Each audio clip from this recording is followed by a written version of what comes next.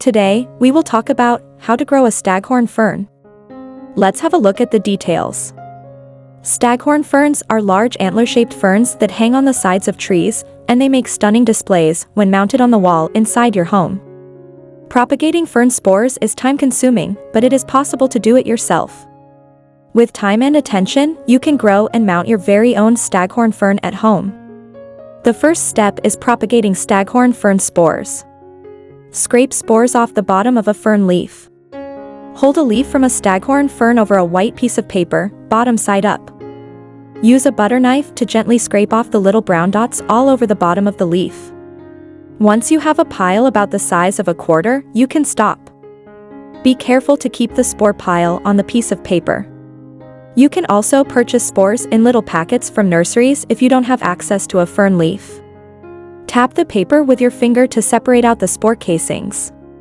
Create a propagator with a plastic box, perlite, and peat moss. Since the container will be heated in the microwave, be sure it is microwave safe. Pour 2 cups distilled water over the mix. Microwave the container for 10 minutes to sterilize the mixture and the container. Add 2 more cups of distilled water that was cooled to room temperature into the container. This will cool the mixture down enough that you can safely add the spores. Sprinkle the spores evenly over the mixture.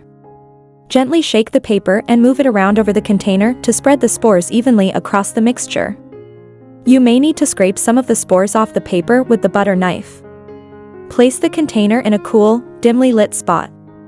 Off to the side near a window will work, just be sure the light never lands directly on the container. Mist propagated ferns every 3 to 5 days. Once you begin to see a thin green layer appear across the top of the mixture, start misting the new growth. The second step is transplanting and caring for staghorn ferns. Transplant ferns once you see fronds. As soon as you see fronds forming on your ferns, use tweezers to carefully pluck a fern out that you want to transplant. Place your fern in indirect sunlight. As with the spores, the fern does best in indirect sunlight. Water the fern when the soil is dry to the touch. Keeping the soil too wet will cause your fern to rot, so make sure to wait until the soil is dry before you water it. Apply water only to the soil to avoid black spot. Fertilize once a month with half-strength fertilizer. Find a commercial fern fertilizer at a garden center or nursery and mix it with water to cut down on the strength. And the third step is mounting a staghorn fern. Find a plank of wood larger than the base of your fern. When your fern has matured and has reached a few inches wide and tall, you can mount it on the wall. Install hanging hardware to the back of the wood. Trace a circle in the middle of the wood. Hammer in nails all the way around the circle. Place your pruned fern inside the circle of nails. Cover the base of the fern with peat moss. Make sure the peat moss is damp enough that it sticks where you press it down.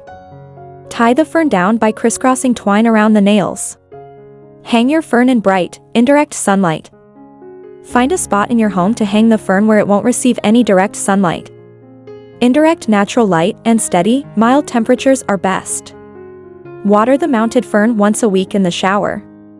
Water your staghorn fern by taking the mount off the wall and placing the entire thing in the shower.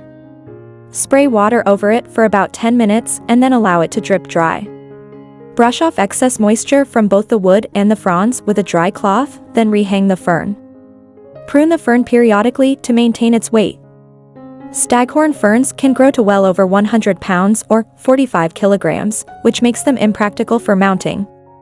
Thanks for watching this video. Please don't forget to like and subscribe to our channel if you like our videos.